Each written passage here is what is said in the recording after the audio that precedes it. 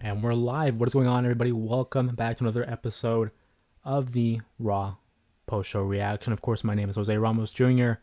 And a pretty fun episode of Monday Night Raw, I will say. I know hearing, from reports that next week's episode of Monday Night Raw is going to be recorded. It's going to be taped.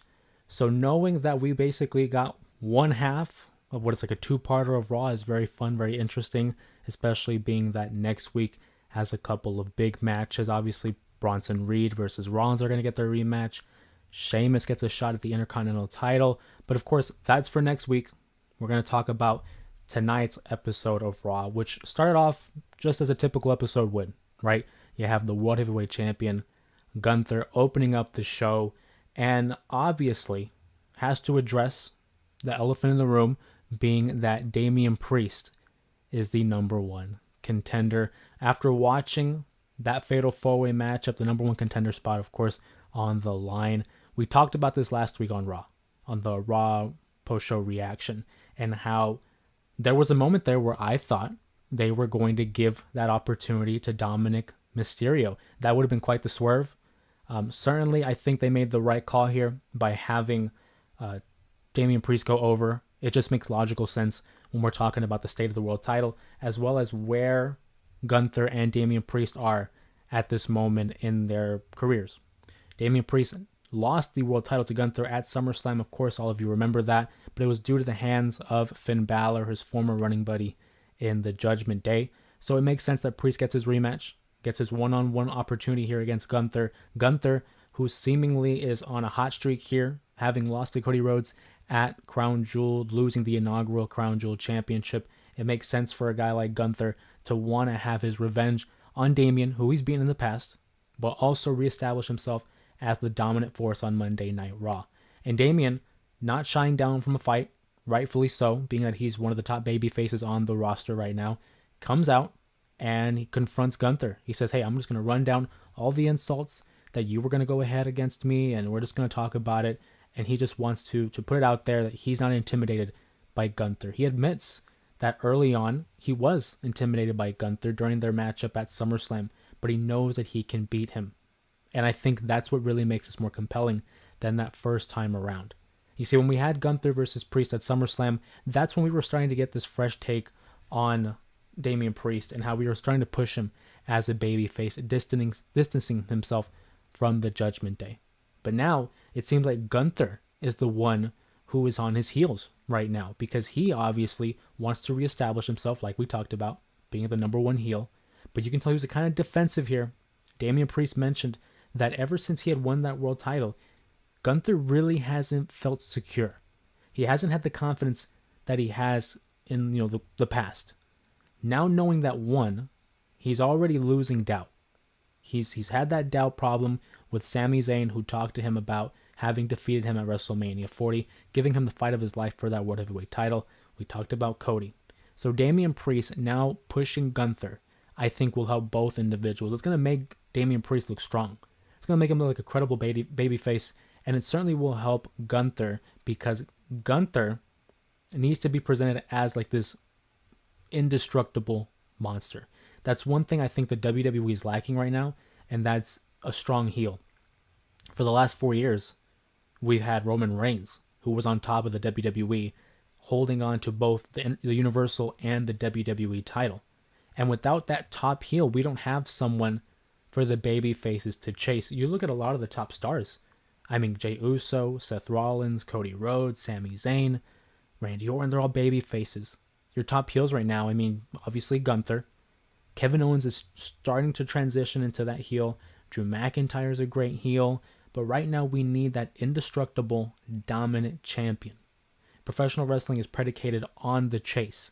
Some of the best baby-faced storylines revolved around the baby faces trying to get over that dominant heel. And Gunther was champion for 666 days. So, I mean, he's already has shown tendencies to be that dominant champion. He was that in the NXT UK. He was a dominant United Kingdom champion, a dominant IC champion. This leads me to believe that he's going to be a dominant world champion. I think he's going to hold his title probably up until WrestleMania, maybe further. Of course, I don't have the book. I'm not booking it. But I wouldn't be surprised if he holds it at least to WrestleMania. I would put my money on past it, though. But I think it's smart to have Damian Priest as his next challenger. We saw, obviously, I'm going to jump a little bit down here through the card. Damian Priest did defeat Ludwig Kaiser in a one-on-one contest. It's a great way to incorporate Kaiser. I think he certainly has the potential to be a great mid-carder. I would not be surprised if somewhere down the line he gets more IC championship opportunities. Right now, obviously not the case because Braun Breaker running roughshod all over the division. But we saw a little bit of a division between Kaiser and Gunther. Between those two, who have had a shaky past, obviously you go back to the early days of Gunther's time on SmackDown when he won that Intercontinental Championship. There were times where he kind of, was a little bit of a dictator towards Kaiser. He would give him a chop every so now and then to remind him his place in the hierarchy. And we saw that Kaiser kind of stepped away from that. He kind of voiced his opinion on how Priest was talking to Gunther. And Gunther obviously is the world champion. He doesn't need someone to talk for him. He doesn't need that voice. He doesn't need someone to do his bidding or talking. Gunther's Gunther. And I feel like that feeds into that insecurity that Damian was talking about. Traditionally, we have Kaiser as this figure to support Gunther, to validate who he is in this division.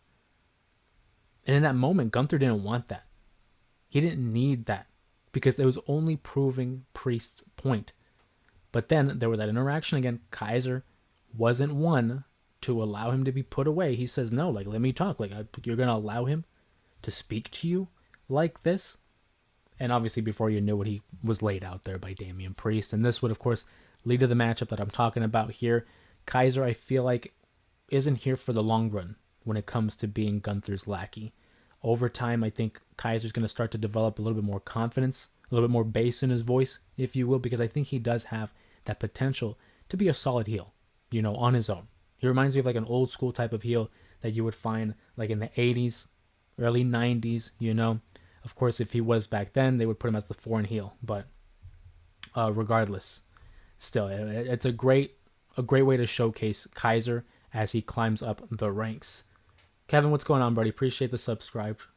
Appreciate it. Keep the comments coming, guys. I love interacting with you guys, especially on a Monday night when we're talking about Monday Night Raw. But that wasn't the only action that we had. We had Damage Control with the first matchup here against the PFC, the Pure Fusion Collective. And I'm going to be honest with you. We're going to more here. Who do you think will be Cena's last match? Hold on. There's a great opportunity here to put that on the screen there. Slowly but surely, we're adding stuff to the screen, making it more accessible, because I know in the replays, sometimes these things don't pop up. Who do I think will be Cena's last match? That's the question, right? That is the question. Bear with me here. I'm trying to... There we go. I think it'll be Randy. If let's stray away here from Monday Night Raw, because I love this question. Who do I think will be Cena's last match? I think it'll be Randy. That's what my gut's telling me. Because of the history, it'll be a great send-off for Cena, of course. But I personally, when I talk about sports or pro wrestling, I always have two choices, right? I'll give you the answer, and then I'll give you my backup. I'm thinking about a guy like Carmelo Hayes. What if Cena puts over a guy like Carmelo? Now, maybe he does it at some point during this, farewell tour. But he's a guy I would watch out for, too. They have a lot of parallels when it comes to their personality, the way they've presented Carmelo. He's even made reference to, if he wins the U.S. title, bringing back that spinner title. I think there's a lot of parallels, though. The safe bet, I think, is Randy. But Carmelo Hayes, to answer your question, Kevin, I think would be a great option there.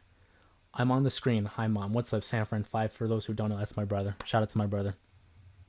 But that'll be my answer. Who do you think will be his last match? I'm curious to hear your guys' thoughts. Damage Control, like I said, they defeated a Pure Fusion Collective. And if I'm be honest with you, I'm not really feeling it with the PFC.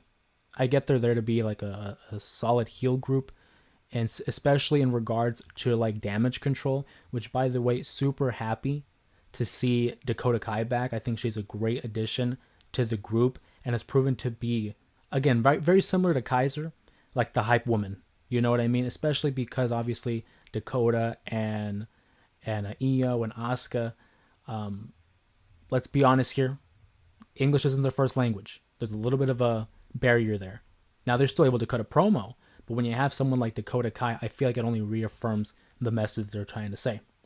Nonetheless, they get the win, as they should. You're trying to push Io Sky as the next potential challenger for the world champion, Liv Morgan, which we'll get to in a little bit.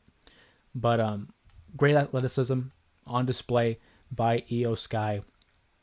Certainly one of my personal favorites on the roster. In regards to the women's roster, though, I think she's my favorite. Every time I see her in the ring, her athleticism, her facial, her selling, just always a great treat to see someone of her talent put it all on display. I like the group of Damage Control. I'm a fan. But sometimes I look at them and I'm like, Io Sky should consistently be presented on the main event scene. You know, she should be contending for the world title. She should be main eventing Monday Night Raws, having high profile matchups here on the premium live events. I will never get tired of singing the praises of Io Sky. And if you go back to her days in NXT, you'll see why. I mean, just there's the reason why they call her the genius of the sky. Always great to see her. Let's move on here. Pete Dunne and Kofi Kingston. That was the next matchup here.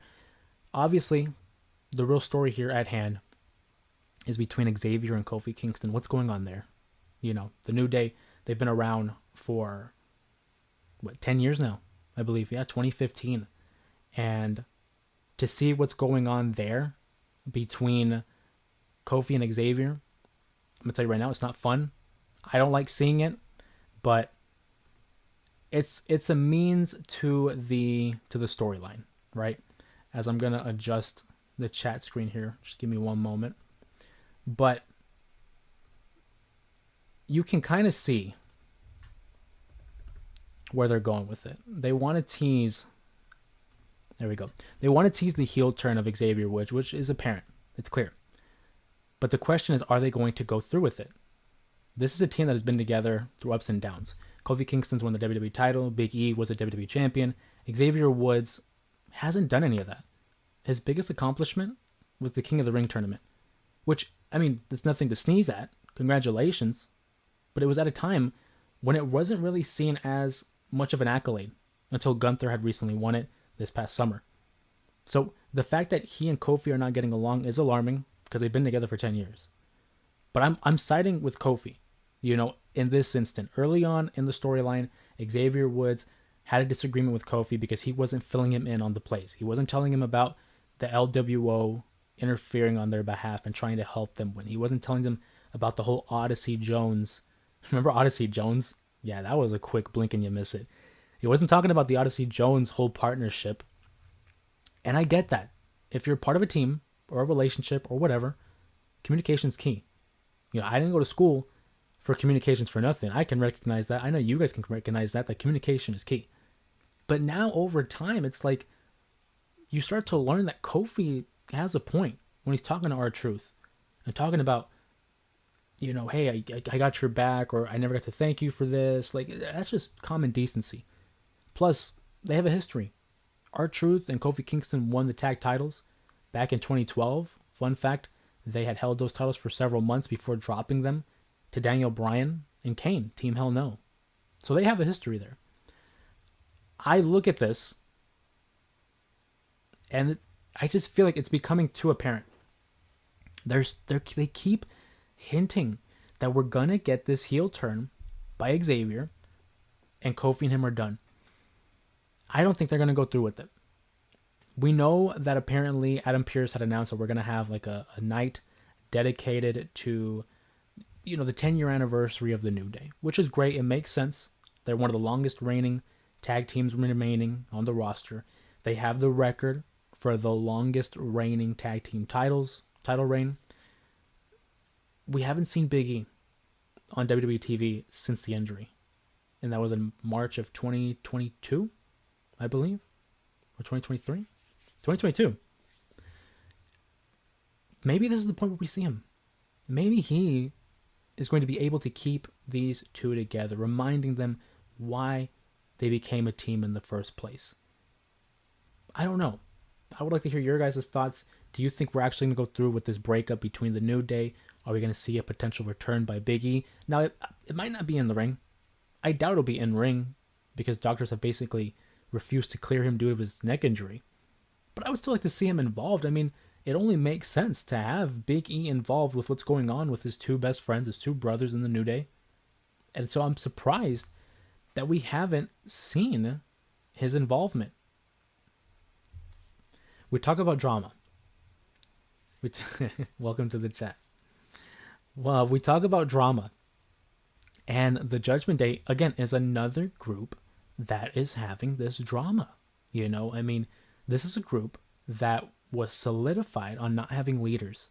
The common theme here is that whoever proclaimed themselves as a leader, portrayed themselves as a leader, they got cut. The original incarnation of the Judgment Day, it involved Edge, Rhea Ripley, and Damian Priest. Ironically enough, none of them are still with the team. Why? Edge had made it known when he did bring the group, to life. But once it got to the point where he was seemingly the leader, what happened? Damian and Rhea cut him off, and they invited Finn. Rhea Ripley became a superstar, a world champion. Damian Priest, Money in the Bank, world champion. They became the top stars. They unofficially became the leaders. Before you know it, gone. Finn Balor he's tiptoeing that line of becoming the leader. You saw the dissension between him and Dominic Mysterio. Again, two of the longest tenured members of the Judgment Day that are remaining with the group. And we saw that Dominic Mysterio, he got a win over Damian, albeit he did. I'm staying for it. Yep. Gotta stay for the drama. Albeit, he got the victory due to interference by the Judgment Day, but he did get a victory over Damian, something Finn did not do. Also, he was involved in that fatal four-way for the number one contenders matchup. One could argue he almost won it. And he said, I'm closer to the title picture than you are, Finn. Immediately, a little bit of fractions there. And you know the saying that I love, where there's smoke, there's fire. And the tension between the two is only going to grow. It's only a matter of who's leaving, or who's going to get cut out. Because right now, who has more cachet in that group? Finn is the OG. Finn is the leader, de facto. Of course, they don't want to talk about having leaders. But then you have Dom, who's linked up with Liv, who's linked up with Raquel. And who's been showing a little bit of interest in Raquel? Carlito. The only one that's truly, devoted and loyal to Finn, at least on the surface, is JD. Because those guys go back. They go way back to their Ireland days. The split of the Judgment Day is certainly a story to keep up with. I don't think we're going to get that just yet, because we're still dealing with the Kofi Kingston and Wood storyline. I don't think we're going to touch that. I think that's something we're going to build up upon. Maybe a potential WrestleMania matchup. I could see them dragging this out to that point. But something to watch out for. Also, we got Seth Rollins, Bronson Reed having a huge brawl. What'd you expect, right? You knew the story wasn't done. After what we saw at Crown Jewel, it took 3 stomps to Bronson Reed, and even then, he wouldn't stay down. Seth Rollins may have gotten the win, but Bronson Reed stood back up, took his best shot, and he brushed it off. The following night, or I guess 2 nights later, on Raw, he interferes in the Fatal 4-Way matchup, costing Seth Rollins a number one contender opportunity, and then also cost, Sheamus also that opportunity. Bronson Reed, Seth Rollins, we get the rematch next week. I mean, of course, it probably already happened, but I stay away from the spoilers when it comes to these pre-taped Raws. We're going to get the rematch. I'm going to be surprised if they don't add a stipulation. This is certainly a feud that would deem it necessary to have some sort of stipulation, whether it's no holds barred, extreme rules, a steel cage, falls count anywhere.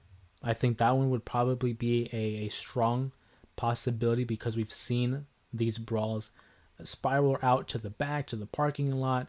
I'd be surprised if we don't see a stipulation involved. I do anticipate that Seth Rollins gets the win again. That's why I was kind of hesitant to see Bronson take that loss at Crown Jewel because I didn't see it being one and done. So I'd be surprised if Bronson wins this. I think Seth wins the feud.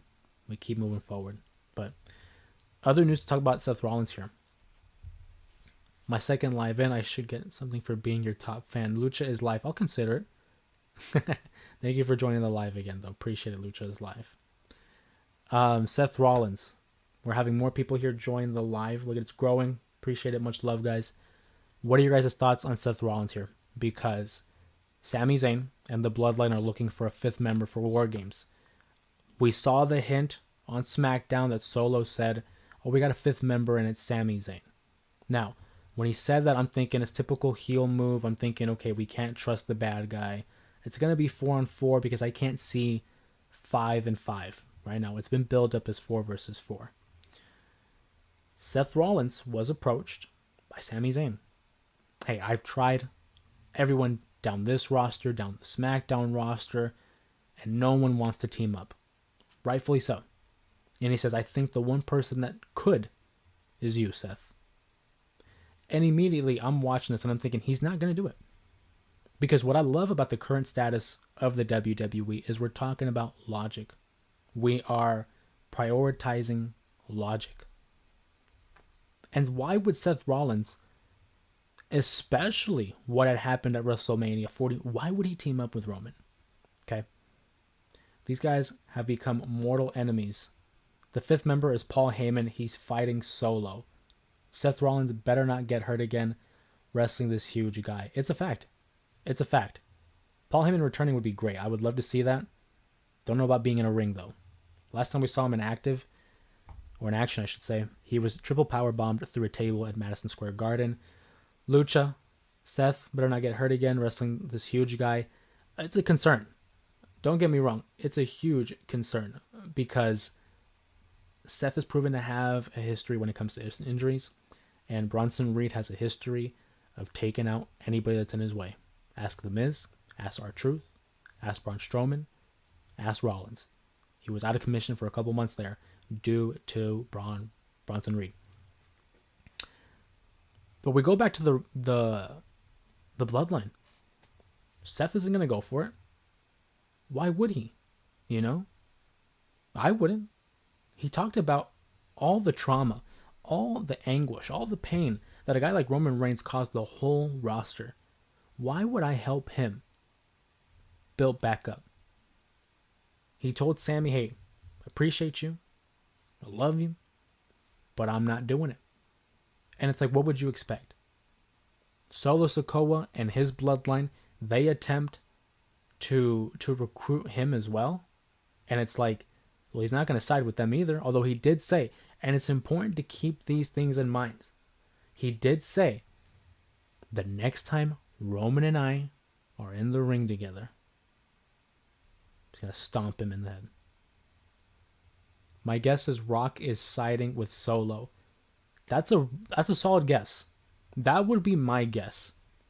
But I find it very hard to believe that a guy like The Rock, who just completed a ridiculous photo shoot for GQ with his dogs out, I would find it very hard to believe that he's going to step into the ring at War Games.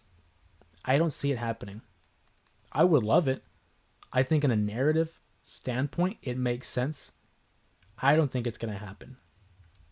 And at the risk of spoiling it, having Paul Heyman back will be crazy. Charlie, it would be crazy. But I tell you what would be crazier is having him in War Games where would you put him in the lineup? Because in War Games, they come in at intervals, right? So where would you put him? Is he starting the matchup? Is he second? Is he the last one? I don't know. But we talk about The Rock and if he's the fifth member. I don't think so. I think it's a good guess. It's an educated guess. But I don't see it happening. And maybe I'm wrong. Honestly, I hope to be wrong. But I think a guy like Hikuleo goes in. Hikuleo, who obviously is a brother to the Tongans, Tama Tonga and Tongaloa. It has been reported that he has signed with the WWE. Now the question is he showing up at NXT or is he just going to pop in right into the Bloodline storyline? The issue with this, of course, is that we haven't been introduced to Hikuleo yet. If we are going to be introduced to him, it has to be this Friday or minimum the next Friday.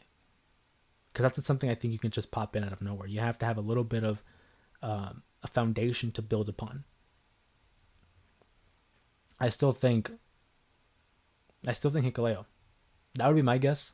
I would love it to be The Rock, but I don't think it would be. And it leaves the question on who sides with Roman. Seth's not doing it. Is Cody going to do it? I don't think Cody would do it. Cody is too busy with Kevin Owens. And I think that's where we should keep him preoccupied. I love Cody. He is the man right now. He's on top of the world. He's the face of the company. The purest of white meat baby faces that we've gotten in decades. I don't think we need him in this Bloodline storyline, especially because he was already involved at Bad Blood. Now, that's a safe bet, I think, to be involved with the storyline. But I don't know if it was the direction I would go with. Charlie says, even if he's just sitting with the audience, we'll turn the place upside down. Are you referring to Paul Heyman or are you talking about Rock? I think either one would be huge, especially in terms of what we're dealing with the storyline, the Bloodline. Either one would be huge. And I think what they could do is have, like I said, Hikuleo as the fifth member for Solo. We got to find a fifth member for Roman's team. You can have Paul Heyman on the outside coaching up the OG Bloodline and The Rock on the outside coaching up Solos. I think that would be, that would make for some compelling storylines there. But again, it begs the question, does The Rock come back just to stand around a cage? But then again, it's now saying that out loud. It's like they just paid him to come to Bad Blood and just show up for, 2 minutes? I'm sure he would be open to appearing in one of the biggest matches of the year. Bloodline versus Bloodline War Games. But I don't know. That's what I struggle with. I struggle to see who would be that fifth member. Sanfran5 says Zilla Fatu. That's a great point. That's a great point, actually. I didn't think of that. Zilla Fatu, of course, the son of Umaga. And I'd have to double check, but I believe he's still with Reality of Wrestling, Booker T's promotion. That's a possibility. But who would he side with? He is a Fatu. And I mean, Jacob Fatu. Would he sign with them? That's a good point. Rumors have said Lance and Hawaii signed as well with WWE. And Hawaii, I'm assuming he'd probably be closer to Roman because he's not a Fatu. He's not a Tongan. Maybe that's your fifth, but I feel like that's just anticlimactic to have Lance and Hawaii. Nothing against Lance. But again, it's because it's so late into the story. I wouldn't be surprised if it is Seth. I could see Seth being the fifth guy because we've introduced it. It's a topic now. He's already turned down Solo. And I had to slow down there for a second because, okay, bear with me. When Jey Uso interacted with Solo and his bloodline, I think we all knew that him turning away from Solo, that irritated and upset Solo. And so I think we all knew, okay, they're going to interfere with his title match against Braun, and they're going to cost him his match. And in return, I said, don't be surprised if Jay gets involved in the tag team match that would result in the Motor City Machine Guns winning the tag titles. And it happened. Seth Rollins has now turned down the services or turned down the alliance with this bloodline. He has a matchup with Bronson Reed. We know this show is going to be pre-taped. We saw that the bloodline is there. I'm going to call it here. Again, I haven't seen the spoilers for what happens on Raw because I avoid those. I hate those, especially when it's pre-taped. Who's to say Solo and Jacob Fatu, they are the ones who cost Seth his matchup against Bronson Reed. Bronson Reed gets the victory. Because I told you I don't want Reed to lose this matchup. It negates putting him over. Seth got the win. I think it's time for Reed to get his win back. You mean the Shield getting back together? I would love it if the Shield would get back together. But I don't think that's ever going to happen because Moxley's in AEW. They could hint at Seth getting back together with Roman. And what I'm getting at here, good comment there, thank you. Seth Rollins loses the matchup to Reed because of the bloodline. So it's not necessarily teaming up with Roman and the Usos and Sammy. It's a means to an end. He teams up with them because he wants revenge on the bloodline. He wants revenge against Jacob, Solo, whoever's involved in the attack. It's a one and done. I think after War Games here, we're not going to see the OG bloodline team up. I think Jimmy and Roman stick together. I think obviously Paul Heyman, the wise man, sticks with them. But Jay, Sammy, and Seth go back to Raw, handle their business, one and done. We're not getting them back together. And I don't think you should. I think all the work they've done with Jey Uso, why would you revert that? Why would you go back? He's on top of the world. If you guys remember, I had uploaded a video a couple of weeks ago where I predicted the next set of champions. And I think the guy to beat Gunther for the world title, I told you earlier, I always have two. I have my straight up answer and I have my backup answer. I think a guy like Jey Uso could beat Gunther for that world title and be the one to unseat him. The backup answer I think is John Cena to get number 17.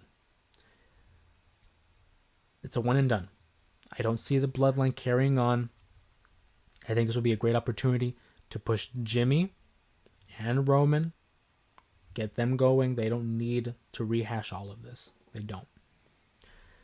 But that's a lot of bloodline talk. Anything else you guys want to talk about in terms of the bloodline before I move on here?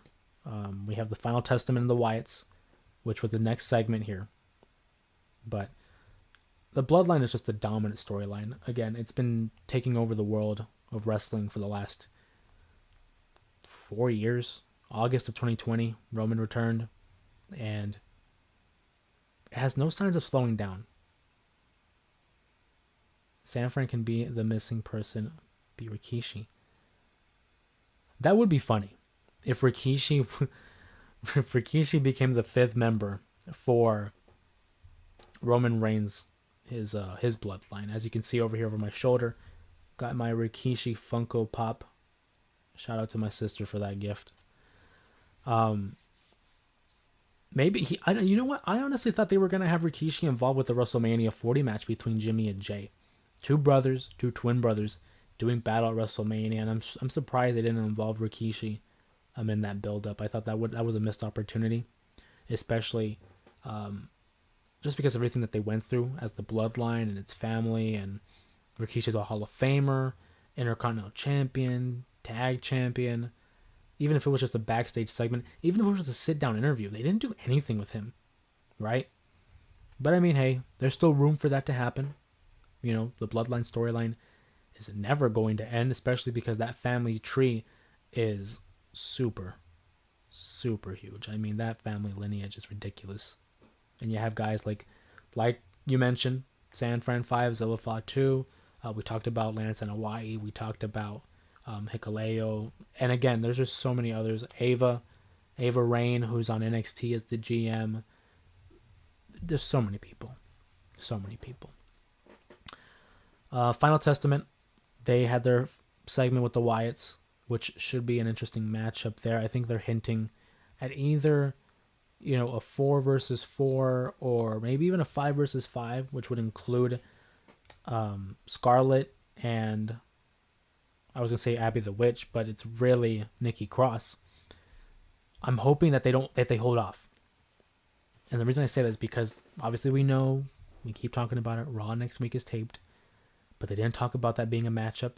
I'm hoping, selfishly, that we have that break right next week on Raw. We see something, another interaction between the Miz and the Final Testament and the Wyatts, and maybe we have the classic, hey, we're gonna have a huge matchup, a huge schmoz between both factions that leads up to a huge 10-person match the next week. Because the next week, Raw is coming to Arizona, Glendale, Arizona.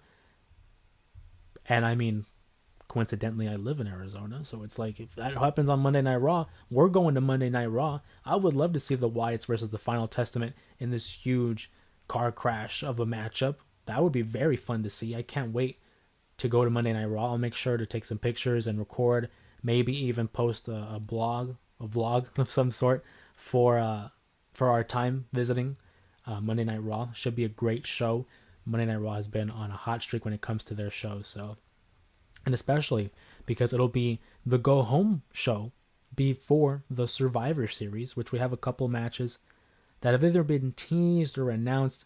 We know that War Games hasn't been officially announced, but I mean, that's clearly where we're going. It's been announced that Gunther will be defending the title against Damian Priest, and those are our only two.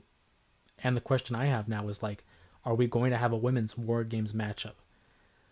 I think, let's see if I have my math right.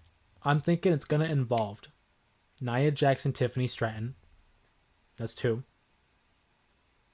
Liv Morgan and Raquel. Maybe. Hear me out. I guess Candice, because Candice has kind of been lining up with Nia. So that's 5 right there. On the other side, we would have Naomi, the tag champions, which would be obviously Jade and Bianca. Io. And who would be the 5th there?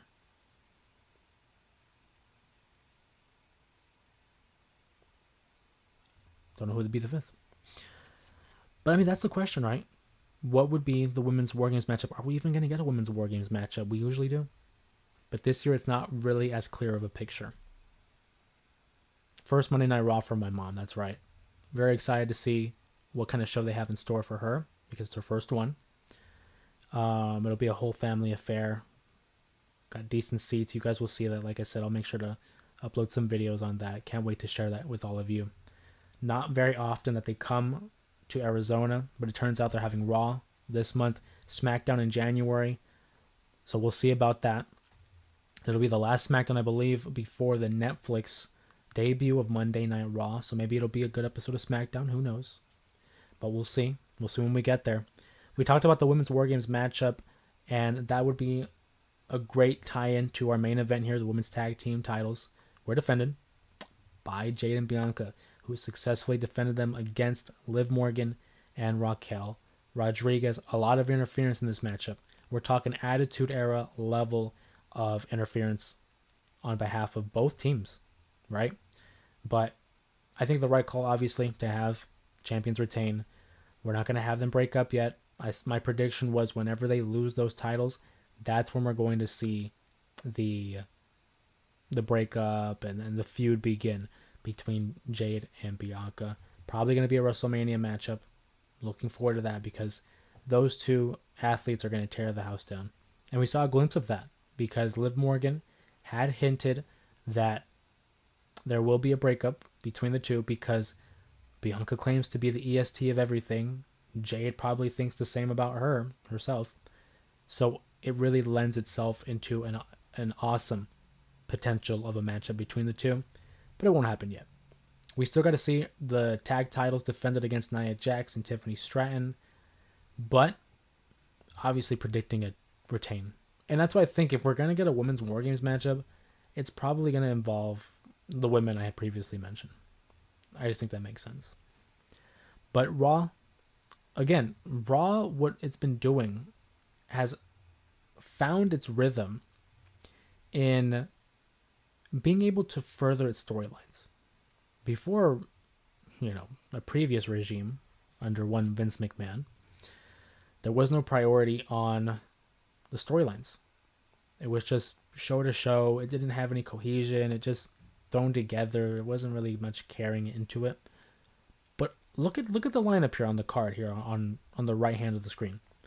Gunther and Priest move the story along by establishing, heat between the two, right? Damage Control beats the PFC. We had a return by Dakota Kai, elevating Io Sky. Kofi Kingston and Xavier Woods disagreements continue to boil over. Judgment Day drama. Rollins and Reed get their rematch. We talked about Damian Priest, but the Final Testament and the Wyatts are gearing up for a collision course between the two factions. And then there's the women tag team titles, which, a nice little treat for the crowd there. Championship match. And a way to move forward in the division and, again, possibly tease a War Games matchup. With Raw and SmackDown, there is a consistency in trying to make sure that there are stakes at hand. Every segment matters. And even if you don't see names appear, you got guys like Sheamus and Braun Breaker who had a little interaction behind, in the backstage area. And that had weight to it too. It leads to an Intercontinental title matchup next week. We know Sheamus has never won the IC title. It's the one title that has eluded him his entire career. Other than that, he's won every single championship available.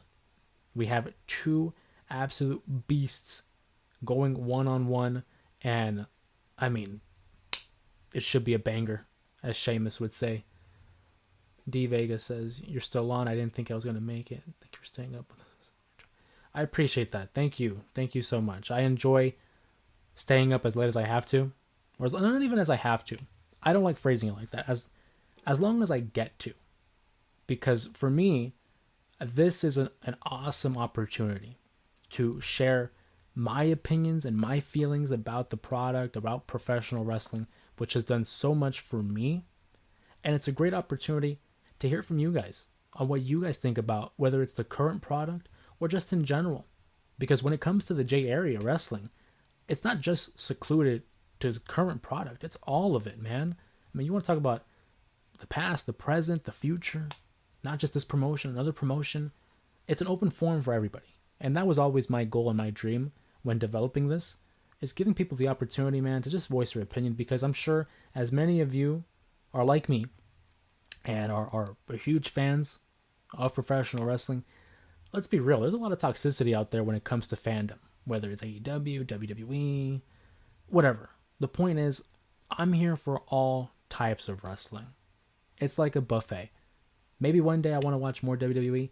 Other days I'm going to throw in AEW. Hey, every now and then I'll check up on TNA, New Japan. Like, we're at a point in time where it is an embarrassment of riches when it comes to the availability of professional wrestling. And it's a style for anybody. You want high flying action, you want technician, you want storyline driven, you want in-ring action. There's something for everybody. And again, that's why I do this. I get to talk to you guys about whatever it is you want to talk about. I would like to think personally I have a decent knowledge about the history. I'm not going to sit here and act like I'm an expert, but I'm always open-minded to hear things and learn things. But being someone who has followed at least the WWE for nearly 25 years and has watched WCW, ECW, TNA, AEW, some of the older promotions like WCCW, NWA. We talk about just everything. If it's available online and archives, better believe I'm gonna try to get my hands on it and then just get a better understanding of the history. Bear with me here. I'm gonna take a swig of water here real quick.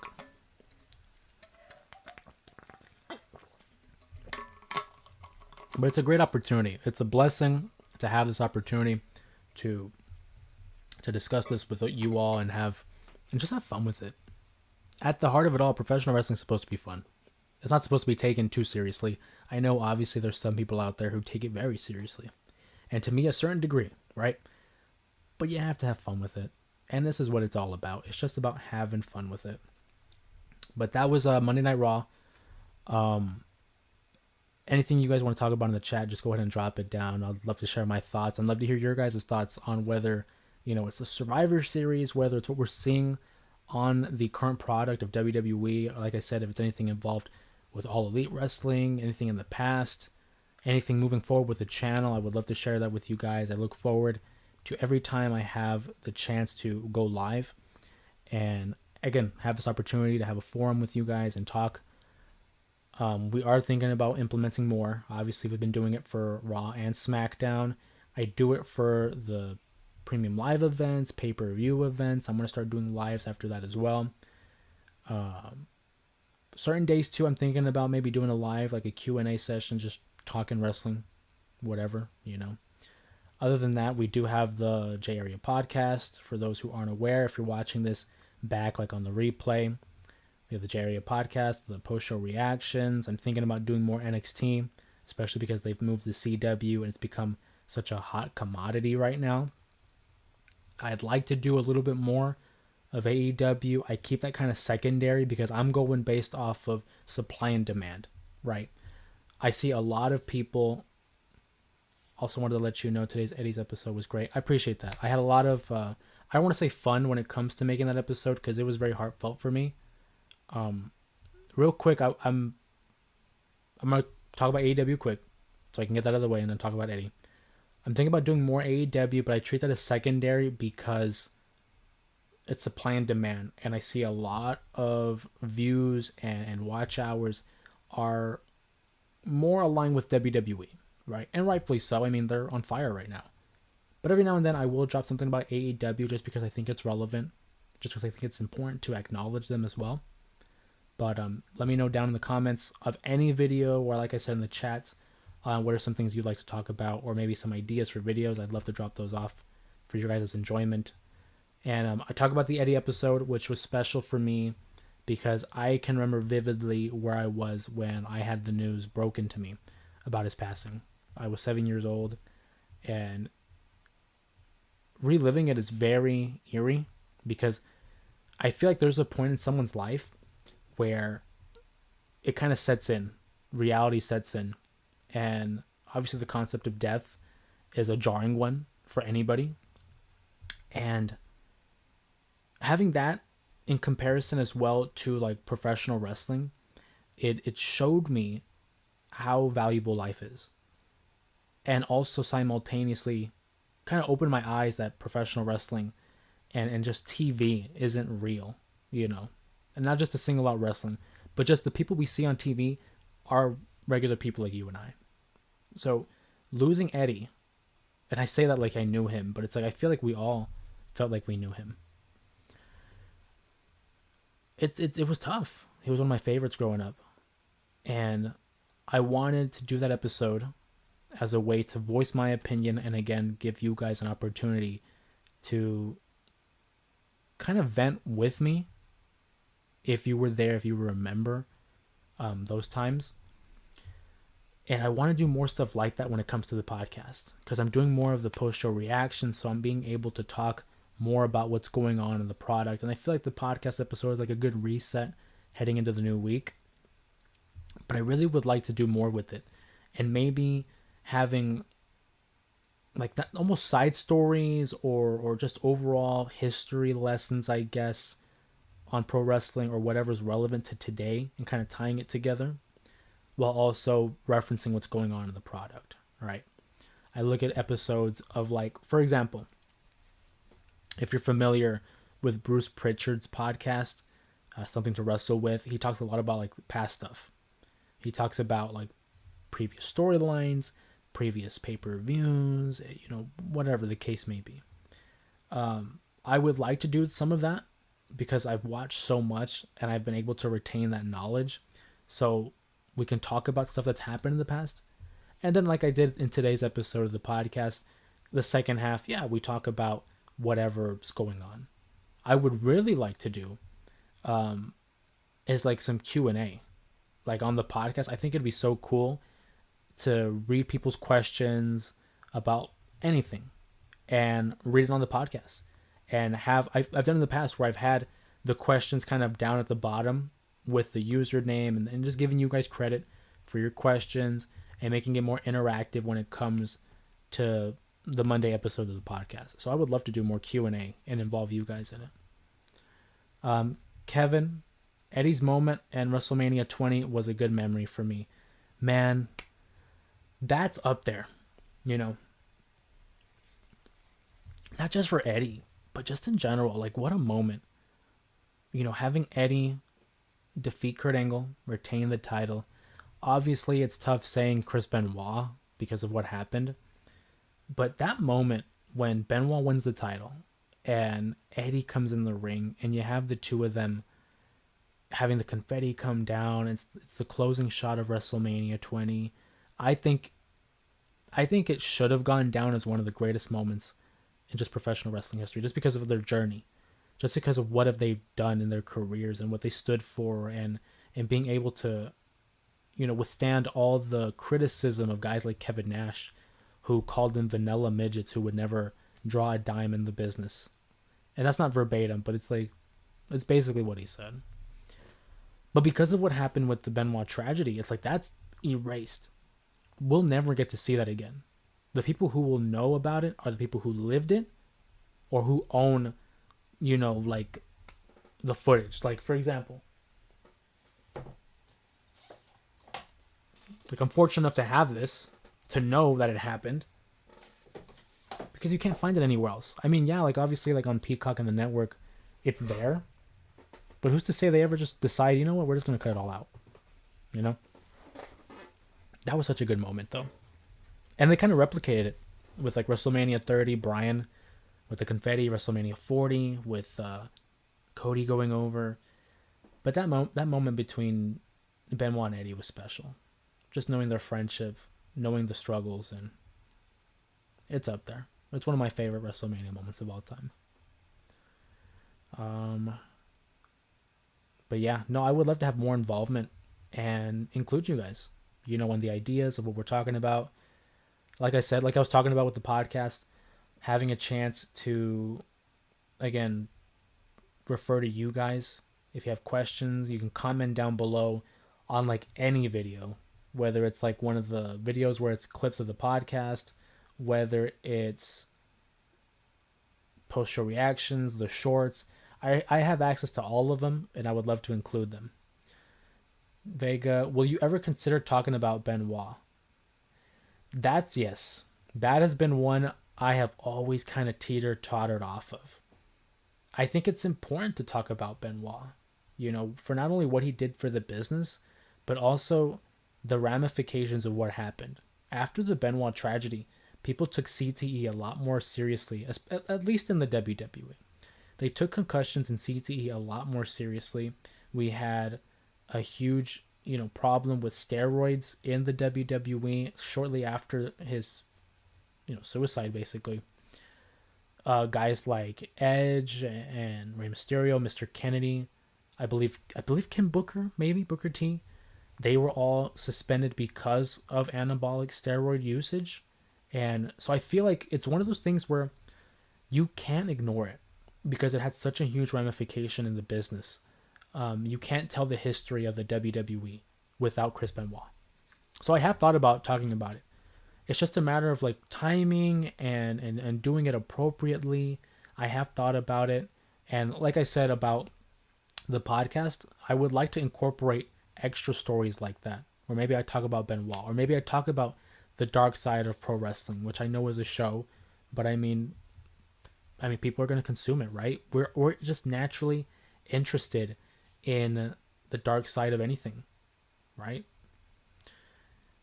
Dominic needs a world title run in the future. Great heel. I wholeheartedly agree.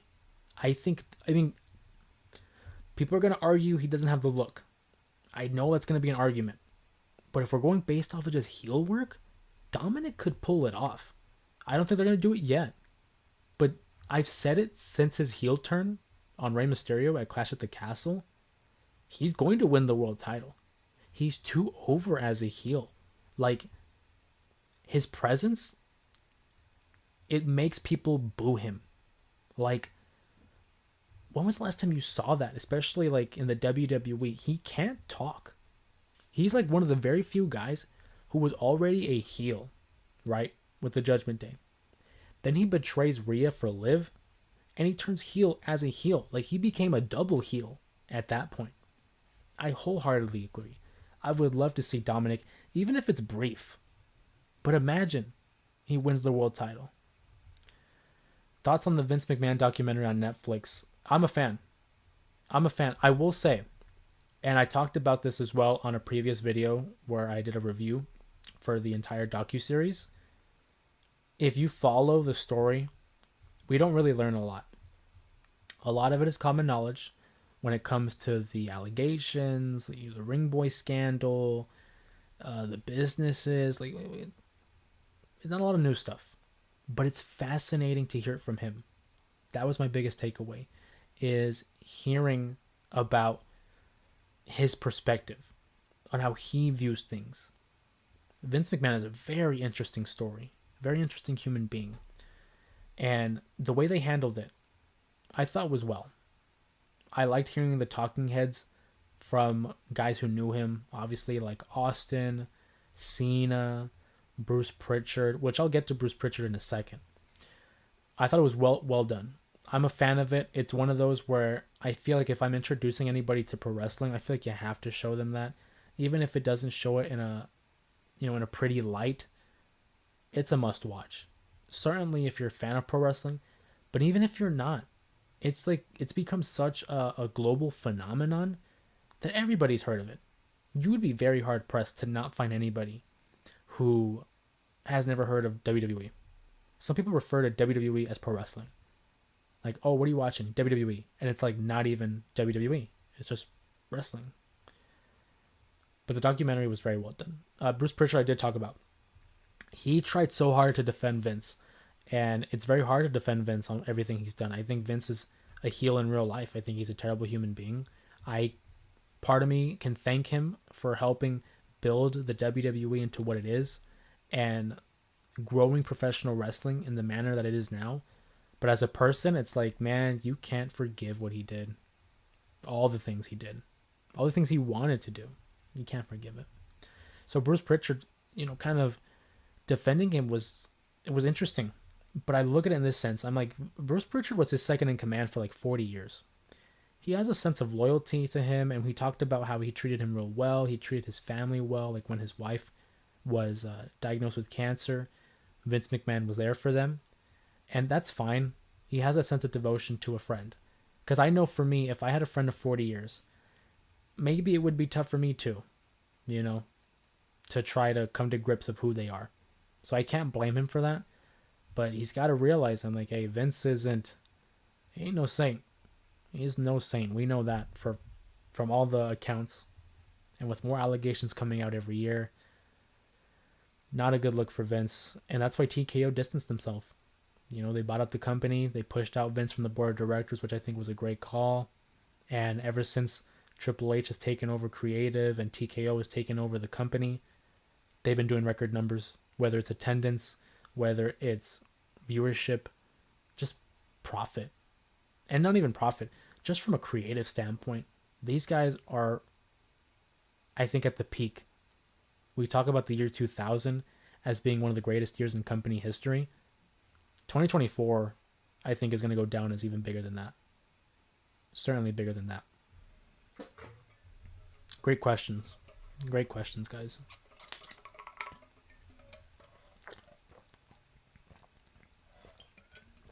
I'm going to stay on for maybe a little bit longer, as I have water dripping down my mustache. Fix the focusing here. Yeah.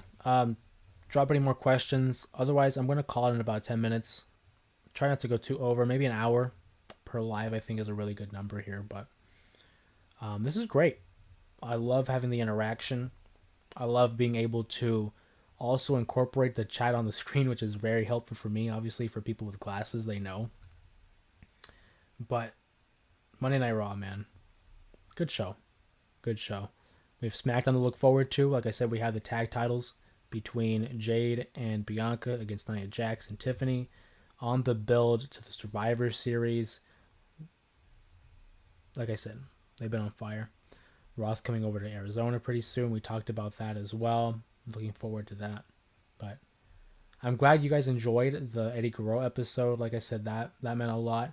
I will give you, for those who are on the live right now, we'll give you a sneak peek. The Friday's video, the 5 count. I'm going to share my 5 favorite moments / memories of Eddie Guerrero. We have that up and going. I just have to edit it. It'll be up and running Friday, of course, at 10 a.m. Mountain Standard Time, 10 a.m. Arizona time. We have NXT coming up tomorrow. Hopefully it'll be a good show. Friday Night SmackDown, AEW, obviously on Wednesday nights. And leading up to that, like I said, we have Survivor Series, Full Gear as well, just around the corner. Like I said, when it comes to AEW, it's supply and demand. If you guys want to talk about it, I'll talk about it. I'll put up some videos. But from there, it's been mostly heavily WWE. And it'll probably stay that way. The Rock being on the TKO board is insane. Makes for great surprise appearances and good storytelling. That's a great point too. I didn't mention that. The Rock is a member on the board, which is crazy to think that he is a boss.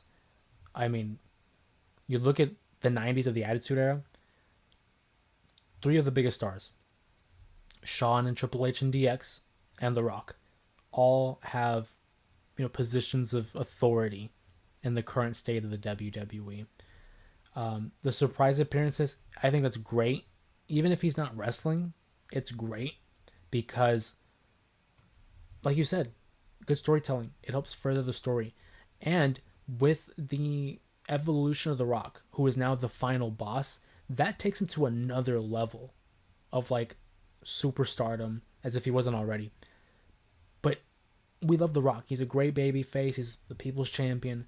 But he came in at a point where it wasn't the right time, and they were able to flip it and turn him heel into the final boss, which, I don't know about you, I think was one of the best builds in WrestleMania history. Having him against Cody, again, becoming this physical force. I mean, we've had guys like Vince McMahon, we've had guys, even like Triple H and The Authority, who were heel authority figures, but they didn't possess the physicality of The Rock.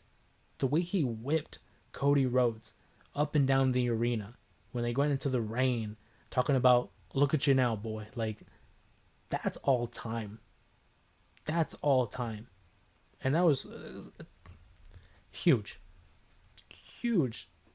acquisition there by TKO, and an opportunity for The Rock to further storylines and again blur that sense of reality between what is fact and what is fiction. Because in reality, he's a member of the board. He is a boss.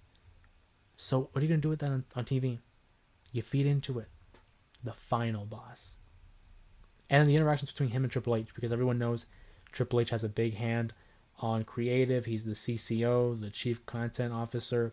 So the little friction between them that we see, and then knowing the history that these guys had back in the 90s when it was the Nation of Domination versus DX, their feuds over the IC title, their feuds over the world title, and then the 2015 interaction at WrestleMania 31. Layers on layers. Just a great opportunity there. And what a way to close out this post-show reaction live. As we slow down here and we begin to wind down, just want to thank you guys for joining me on this post-show reaction. Always a great time here discussing the current product, discussing pro wrestling. Like I said, get in your chat, get in your comments in the chat now, because we're going to wind down here in a couple minutes. Love the opportunity to talk to you guys, and I look forward to it. Like I said, the next post-show reaction, live stream, I should say, will be Friday night. Following Friday Night SmackDown, it'll be 11 o'clock p.m., 11:15 p.m. Mountain Standard Time. We'll be talking about whatever happened on SmackDown there, as well as whatever you guys want to talk about. Like Cody says, what do you want to talk about, right? But again, appreciate the love, appreciate the support. Continue to just make the J area grow into a place where we all can talk about pro wrestling in a judgment-free zone, man. I don't care if you guys like AEW, TNA, WWE. I don't care if you like Roman or Cody, dude. I like them all. Let's talk pro wrestling. and make it a great opportunity to just make it a safe place to talk about pro wrestling, man. That's all it is. I look forward to it.